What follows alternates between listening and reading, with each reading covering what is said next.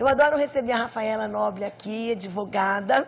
E hoje nós vamos falar de um assunto que a gente pensa que não acontece muito, mas acontece, que é a alienação parental. E a gente vai conversar um pouquinho sobre esse assunto, né, Rafaela? Oi, Rose, Tudo bem? vamos conversar. É importante, né? A gente debater, a gente falar. Você acha que nesse período de isolamento, que aconteceu muitas separações, eu queria depois que você explicasse, né, o que é alienação parental, se você acha que também piorou a situação, porque as pessoas estão meio surtadinhas. Essa foi boa, é verdade. O pior é que é verdade.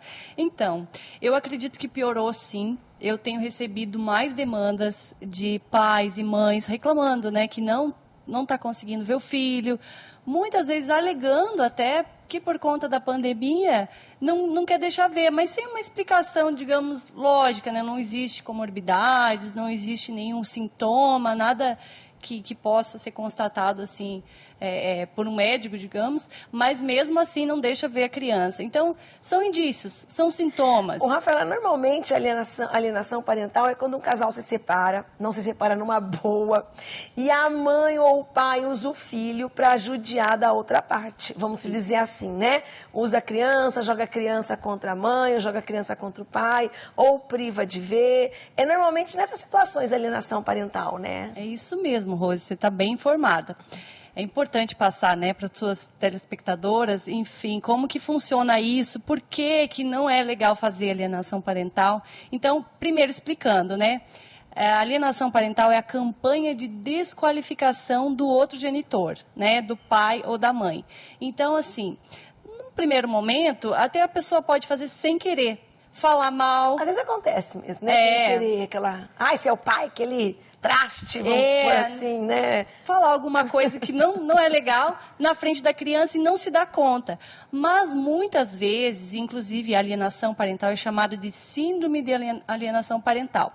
Na verdade, foi uma descoberta de um psicólogo americano e ele fala que é uma síndrome a partir do momento que a pessoa faz de propósito e que a criança compra a ideia.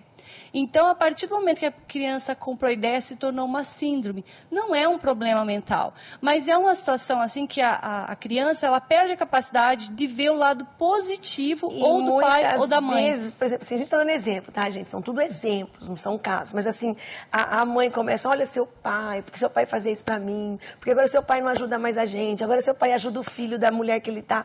A criança vai pegando um ódio do pai. Então, a mãe está fazendo uma lavagem na cabeça da criança, que a criança não vai nem querer ver mais aquele pai, que muitas vezes nem é isso que está acontecendo. Exato. Eu acredito que a gente, numa situação assim de separação, a gente tem que ter um apoio psicológico mesmo, porque é difícil para todo mundo. Para a mãe é difícil, para o pai também tem sido difícil, principalmente com esses casos de alienação, né? Cada vez cresce mais, porque agora as pessoas denunciam mais e se preocupam mais do que é, como funciona e quais as consequências. Então, assim, quando a mãe ou o pai não lida bem com a separação, veja, a criança é uma parte vulnerável ali. Ela está ali à disposição para você, né, às vezes, manipular da forma que você achar melhor.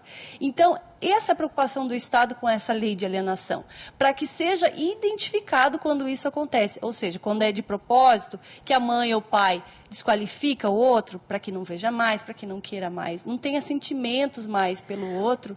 E isso faz com que, no futuro, as consequências é que são importantes a gente falar.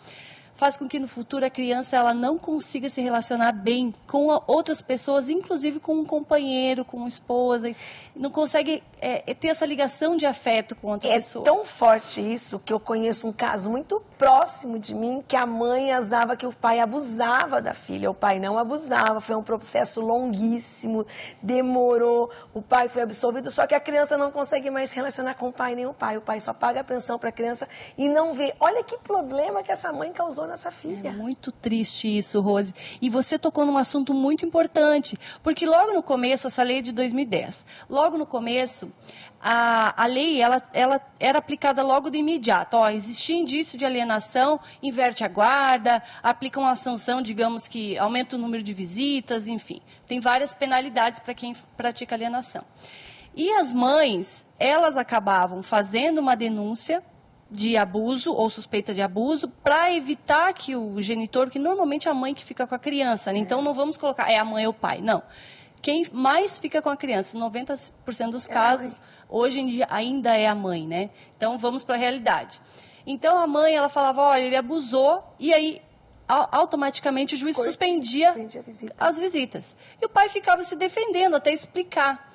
Quando o pai conseguiu provar, existiram casos, assim, que não houve abuso, ou, ao contrário, entrava com um processo dizendo que ela estava, assim, alienando e, o pai, e era invertida a guarda, às vezes a criança tinha sido entregue para o abusador.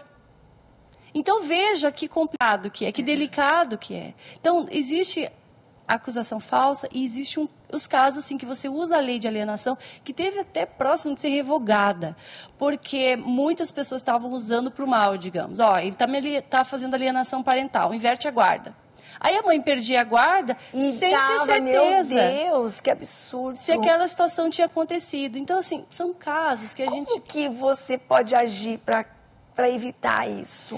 Bom, eu acredito, Rose, na educação das pessoas. Eu acredito que a gente precisa se informar, que a gente precisa estudar, precisa entender, né?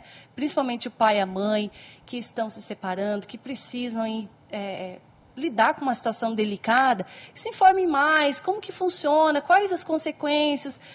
Consulta um advogado, né? O que pode acontecer juridicamente, consulta o psicólogo para saber como que deve agir, porque assim, as vítimas ainda são as crianças. É um pecado isso. Essa lei é para proteger, às vezes ela é usada, digamos, de forma distorcida. Mas eu acredito na lei, eu acredito que ela tem que continuar. Também, né, Rafaela, às vezes a pessoa está vendo o que está acontecendo, então acaba também ajudando, porque fala assim, a gente não pode meter a colher, quando a gente não está vendo que a coisa não vai terminar bem, né? É verdade, isso é um mito, né? Ai, uma briga de marido e mulher não se mete colher.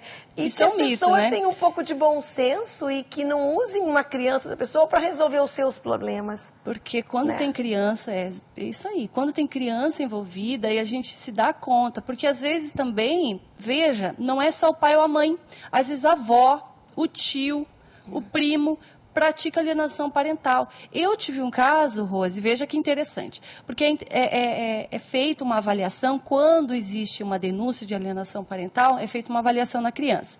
E eu tive um caso que o pai estava em pé de guerra com a mãe por conta de bens, né? Que eles brigam, a maioria das vezes é por conta dos bens, infelizmente.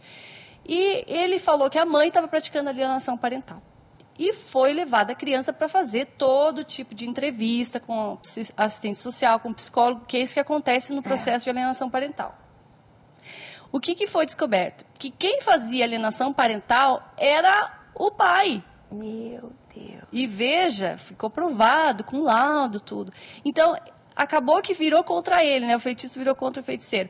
Mas isso pode acontecer, assim, quando a gente não... Tem uma dúvida, né, que tá havendo essa alienação parental, você pedir um laudo do psicólogo, que é um psicólogo do judiciário, que vai saber como lidar. A gente tem bons profissionais que trabalham nessa área, advogados também, como eu, advogado de família, eu gosto muito dessa parte de psicologia. Então, a parte de psicologia dentro do ambiente forense, é isso aí, é identificando, né, e dando um laudo, enfim, se está acontecendo isso, para aí depois o juiz tomar uma atitude. Enfim, as oficinas de parentalidade que a gente comentou, né? Fazer uma reeducação dos pais, fazer com que eles consigam conviver bem depois da separação, para que não respinguem na criança, para que ela não se torne, enfim, um adulto depressivo, porque acontece. Inclusive casos de suicídio, em que aconteceu a alienação parental. Ah, seu pai não quer mais saber de você, né? Seu pai não sei o quê, não sei o quê. Aí a criança fica acreditando naquela verdade e ela cresce achando que foi rejeitada. E aí acontece de ter depressão, às vezes algum transtorno, a criança é muito tímida. Sério. E casos graves, severos, a criança até comete suicídio, que já, né? Não é brincadeira, né? Ô, Rafa, você vai voltar mais vezes pra gente conversar esse assunto, né? Vamos conversar mais. Adoro conversar com você, viu? Obrigada, Rosa. Obrigada, viu, Rafaela?